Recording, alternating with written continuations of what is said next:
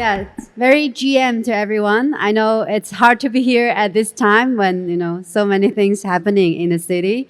But glad you're here, and we're gonna enjoy the panel discussion quite a lot.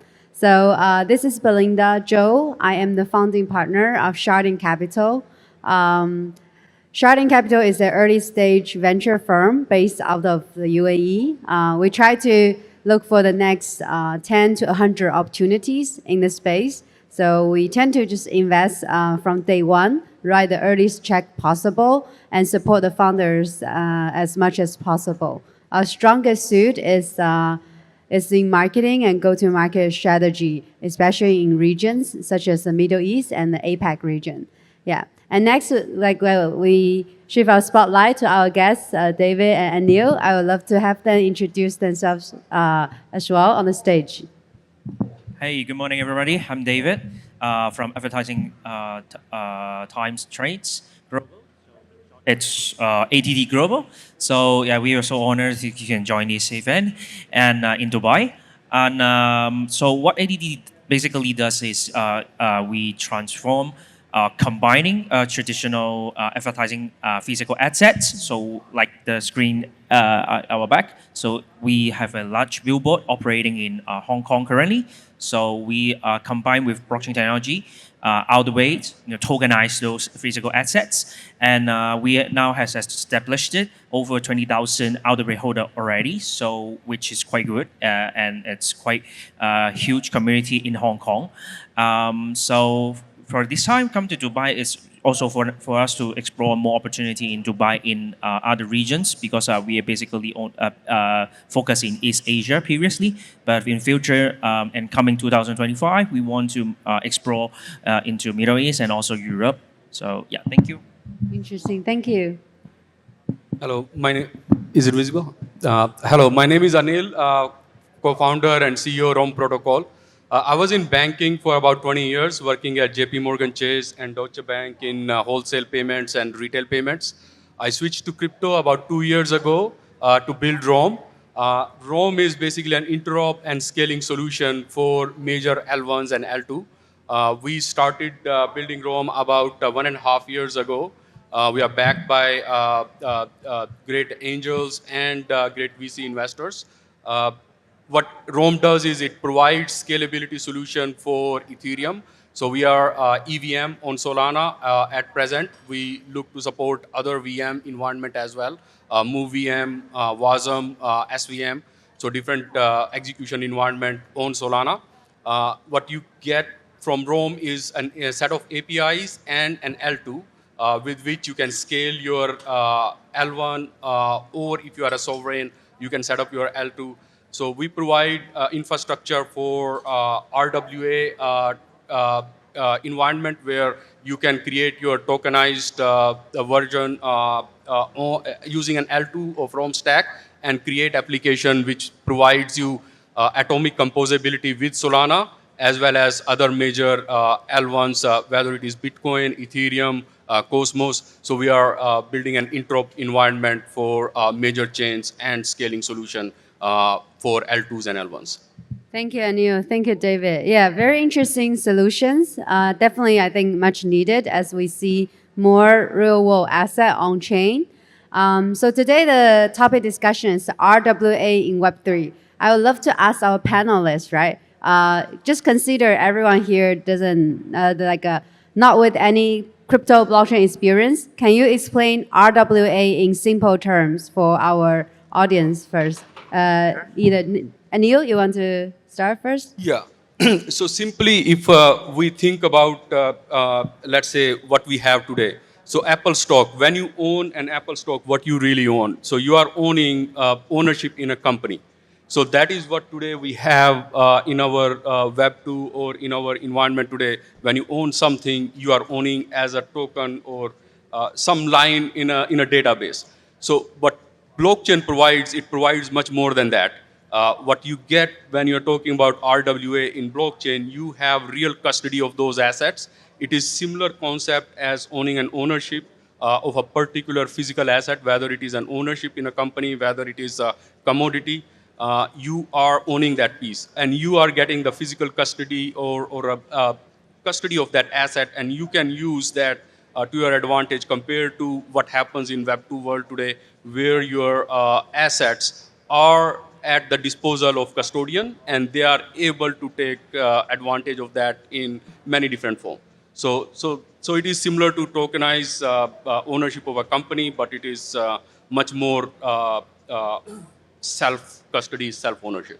Right. So yeah, like basically you own this like real world asset on chain, and also you have like your basically you are self custodian of your own asset on chain. Yeah. Thanks for the like explanation of RWA. Let's welcome our fourth panelist, Aniket from Biconomy. Aniket, we were just discussing about topic RWA. What's a concept? Like we want to explain it in simple terms for our audience. So please introduce yourself first, and then share your insights as well. Firstly, sincere apologies, everyone. I shouldn't be complaining about traffic, but my driver took a wrong turn and just took forever for me to reach here. Able to make it on time. Aniket, one of the co-founders of Biconomy. We've been in the space for the last 5 years, solving for wallets and UX and making crypto transactions more seamless. We have a bunch of solutions like gasless transactions where end users don't have to pay any gas fees while doing transactions on chain. That got more evolved into a complete account abstraction solution where we build smart contract wallets, we build paymasters, bundlers, and a bunch of other things that would simplify crypto transactions. When it comes to RWA, right? Like, in fact, we also work with like a bunch of RWA players in general. In a very layman manner, the way I describe it is that how RWA is basically like linking the physical world or the traditional world to the digital world in a much more capital efficient, global sort of a manner, where anything that is off chain or anything that is offline, how we can create like a digital version of that. Examples of that involves like real estate, involves carbon credits, involves like TradFi world, like currencies and all. So that's what RWA is. Like we call it like real world assets, but it's been happening for quite some time. Overall, crypto rails superpower it and make it like much more globally accessible, and also add like more efficiencies around it. Yeah, I love that. So basically like global access to the item. Just imagine like if you have to kind of be in Dubai to like say get access to the property, etc. But if we put it on chain, you can imagine like investors in Africa can also see the property and then own like a part of this property, and then you can imagine like for U.S. Treasury bills, right? Usually you need to be in that jurisdiction to trade certain things, but if it's on chain, it's like on chain treasury bills. Then even I have access as like a Chinese national. So it basically allows like more free flow of capital, and then also like global access for this asset to have like a wider audience as well. So it just enables like a more convenient money flow across the board.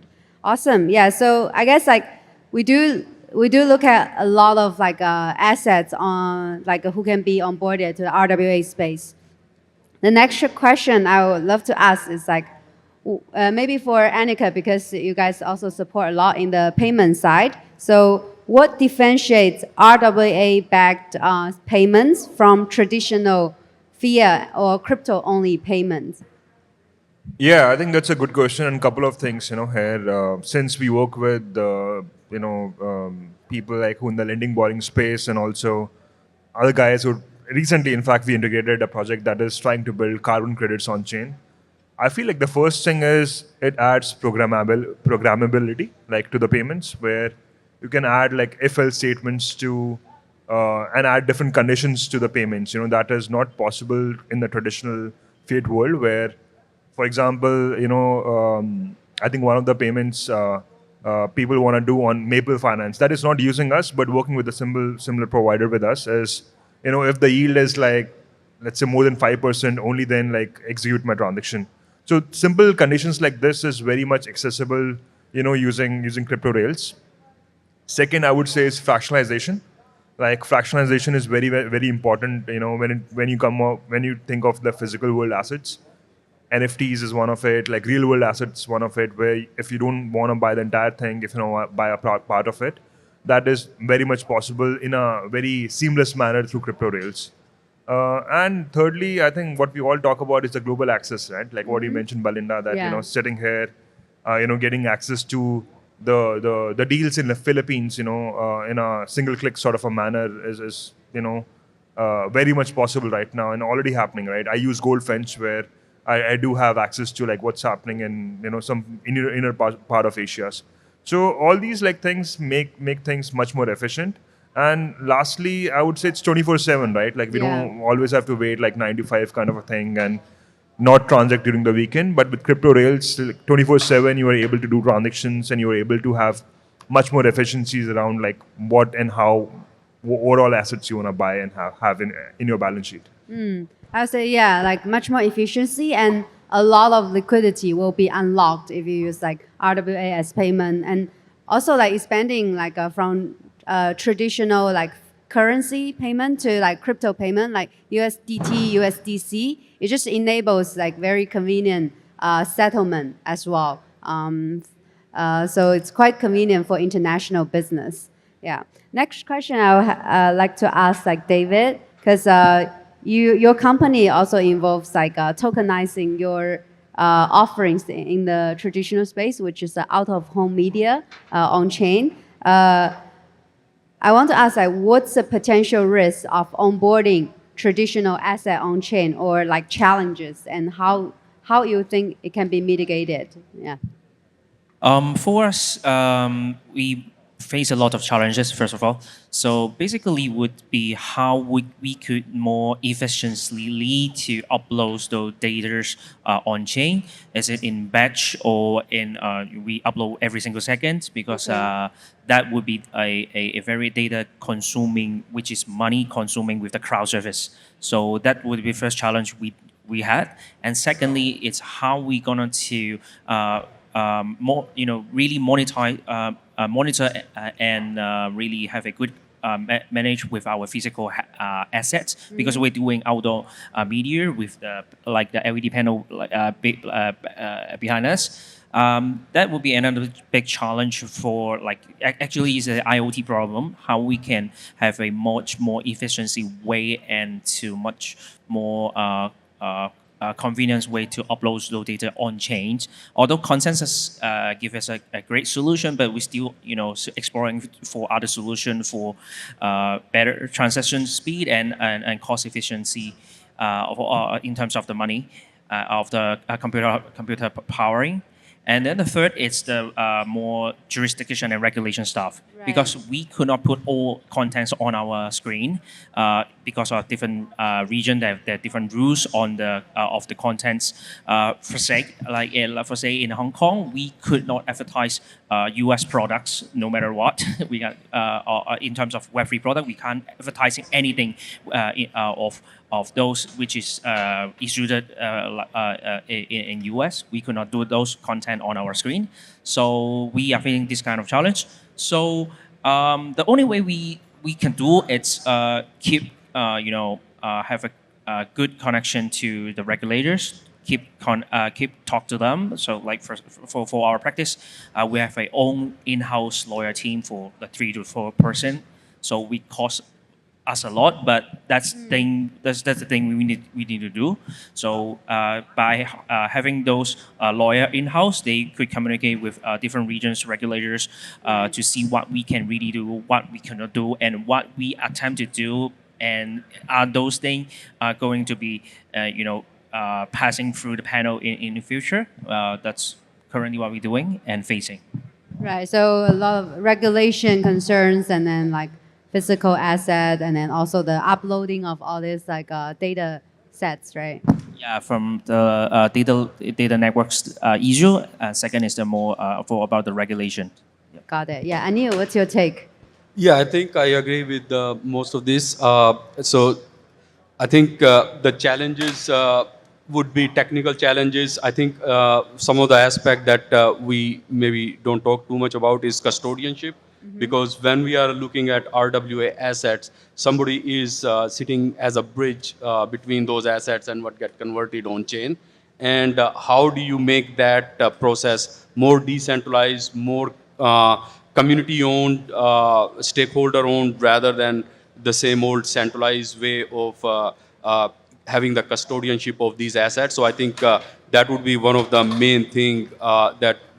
So some banks are maybe a little bit better positioned, like if we look at custodian banks like Bank of New York Mellon and other banks. So I think they can start some innovation because bank would look as the crypto takes over more of a banking role in mainstream. So bank would need to find different ways to get engaged in this economy. I think custodianship innovation is where a lot of bank could get engaged in this economy. Very inspiring. Is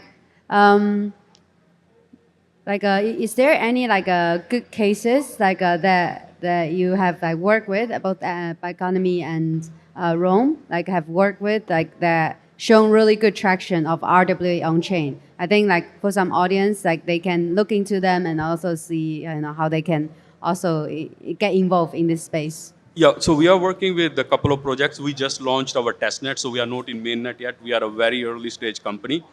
We just launched our testnet, and we are working with a number of RWA companies. Plume is one of them. Which one? Plume, Plume. Plume, okay. Yes. And so what we are bringing is providing ability to bring the tokenized assets on chain and have composability with, with Solana. Because Solana is emerging as one of the major chain for payment systems. So having atomic composability, even though your assets are on an EVM smart contract or EVM smart chain based, you can still get composability with Solana. So that is one of the aspects that we are bringing. It doesn't have to be EVM based. You can have SVM or MoveVM. So you can have So why we chose EVM upfront is because the developer community and the ecosystem for EVM is much more elaborate compared to any other blockchain. So you can directly bring in the dev work that has already been done in EVM space on chain and start offering the tokenized assets, RWA, and take advantage of Solana's expansive ecosystem around the payment services and the low cost and the high throughput. So that is one of the reasons we chose to bring EVM chain on Solana first compared to other chains. So these are some of the things we are working on. And in terms of assets, so we are looking at treasury bills.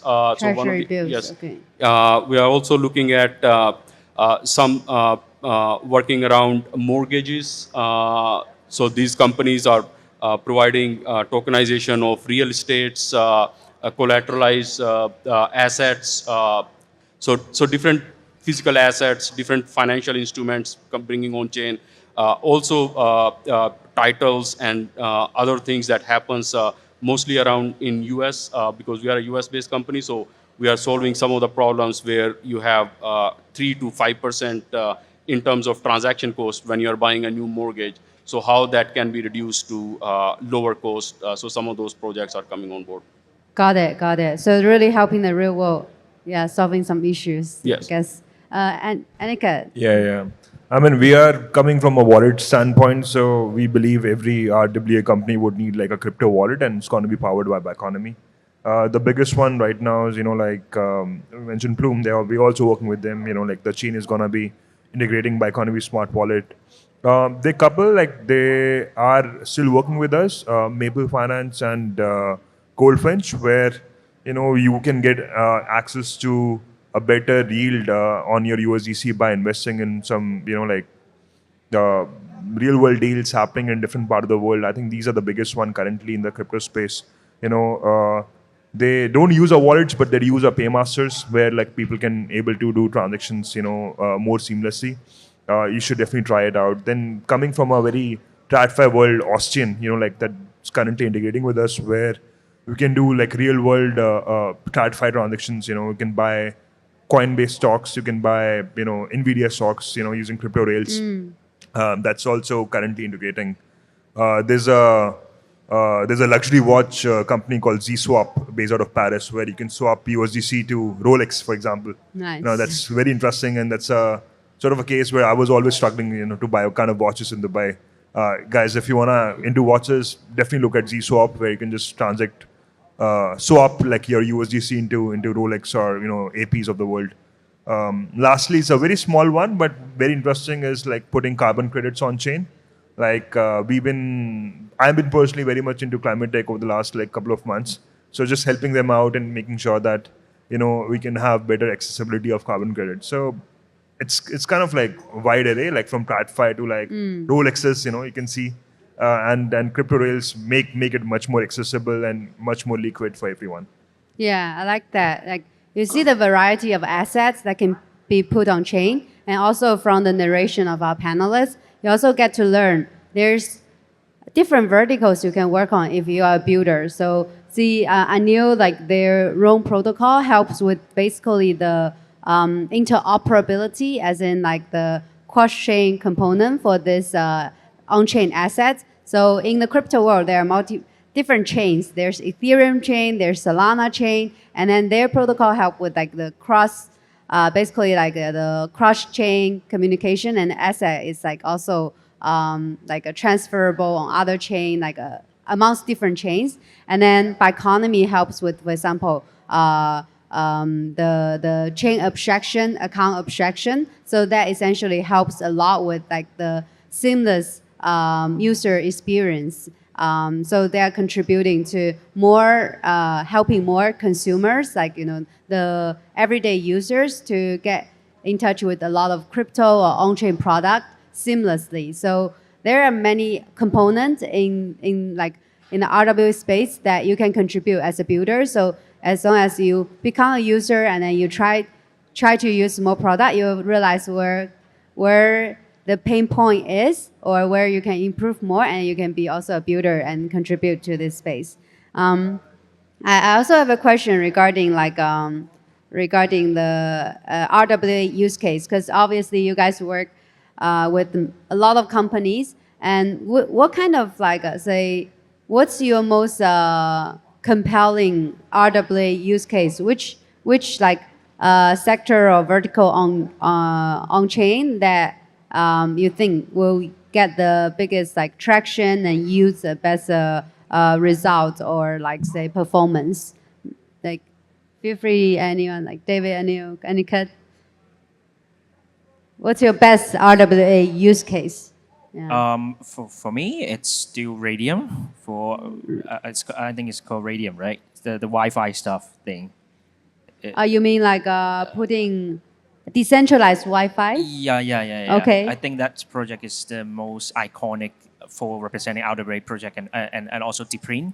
So I think this kind of telecoms project is the still best use cases for demonstrating RWA. Okay, you mean decentralized physical infrastructure? Yeah, we have seen a lot of in the real world there are a lot of digital devices that capture data, and then these days they put it on chain, and actually it helps with a lot of decentralization, self-governance, and also the individuals get to monetize it. They can contribute their own data, they can contribute their own compute, and then for enterprise usage or for individual usage. So yeah, that could be interesting. Actually, there are quite some projects working on this front and getting big tractions in crypto these days.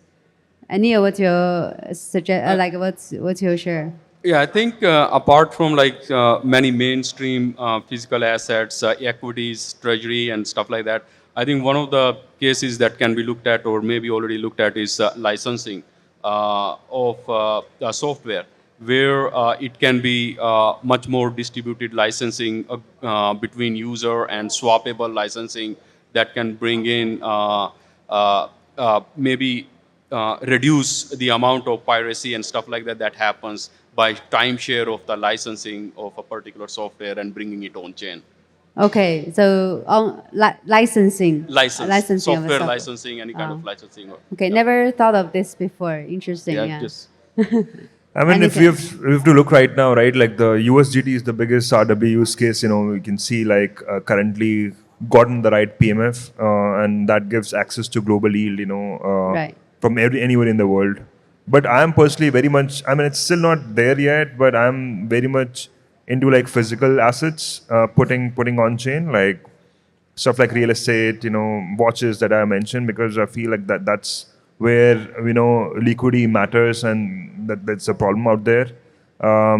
Stuff like what Goldfinch is doing is also very interesting to me. Like where I'm sitting in Dubai, I can know what's happening in Philippines, and if there's a, let's say, like a solar business there, I'm kind of interested in, I can buy some equities in that kind of a business. So that is personally, I feel, where the problem is, and that would not just only solve by the tech side of thing, but also working very closely with the regulations, because it's a more regulatory sort of a problem than a tech problem. But the future in the next 5 years seems, pretty bright for all these kind of things. And already we have working products, that are in the market, and we can see already like how much liquidity is flowing through them. Definitely. Yeah, I see a lot of like interesting asset on chain these days. When I was in like Southeast Asia, there was one founder came up to me and said he's tokenizing durian farms, and I think it's interesting because actually I didn't know durian farms can be that profitable, and then like I got to learn, and then it's like probably a like a very long-term business if you're into this kind of yields. It just allows more people to have this awareness that actually the financial investment like can be very globally accessible, and everyone have a chance to do it because they also fractionalize it, and then they made it like a region agnostic. So even if you just come with like $1,000, like you can start with like this type of investment. My last question is like, so these days there's a lot of like AI applications, like as in like a technology use with all sorts of sectors. So do you see somehow AI can be like used somehow with RWA on chain? Is there some like, for example, the AI can monitor or like do automated rating of this RWA assets, and then they could also say like predict potential defaults. Like, how do you see any like sort of implementation in this regard? I mean, it's definitely inevitable, right? Like where AI is already adding a lot of efficiencies in like a lot of different sectors. I'm already seeing like in lending borrowing, at least stuff what Maple Finance and like Goldfinch and Centrifuge, all these guys are doing. They already have like an internal AI arm where they've been thinking like how they can source the best yields and make sure the risk, the credit defaults are not there much. But I would say it's inevitable and already getting incorporated, in many of these companies. Lending borrowing, I would say, is going to be the first one where we would see like, I mean, we won't even see it. It'll be like sort of in the back end, but definitely it's going to be there. Yeah, and you, what's your take? Yeah, I think AI is, like Aniket says, inevitable. I think its use cases are profound and broad-based across many sectors. So particularly in RWA, so RWA token or assets, I mean, they are many times yield-bearing assets, and they are deployed on chain to generate yield. So I think AI would have a somewhat major role to play over here in terms of liquidation and other agents that can help to front any negative impact that are coming for a particular user, and those agents becoming available on chain. So we are seeing explosion of these agents on base chain. Sorry? On base. On base. Yes. And I think it is going to propagate into, we are working with Zero Gravity, where they have a number of AI agents to bring them on Roam stack as well. So these are available for our L2s and Solana ecosystem. So I think AI agents coming in play in RWA is inevitable. Understood. Yeah, like in crypto, sometimes you have to create narratives. If you see like there's enough things you can build in this sector, you can create your own narrative. Then there's now there isn't yet. It's an AI and RWA narrative. We have like AI agent, etc. So it could be interesting to look into. And yeah, our panelists have been sharing a lot, like in the RWA space, and then also like the like basically how the future could look like with the implementation of this technology or say this vertical. I would love to learn more about their specific project, like what's because there are audience who are more here who are more like everyday users, and there are also more builders and investors who want to look into project and then see like their updates. I would love to learn what's the next step or like what's exciting in the roadmap for our audience from the three projects. Maybe we can start with Biconomy and then Rome and ATT. Yeah, I mean, a lot of things are happening at Biconomy. Just recently, we acquired a company, called Cluster that's been working very exclusively on chain abstraction and intent-centering solution. So focus is a lot to grow Bico token as whole and also expand to non-EVM chains that we haven't been doing till now. So you can expect like a lot of interoperability solutions coming out of Biconomy in the next few months.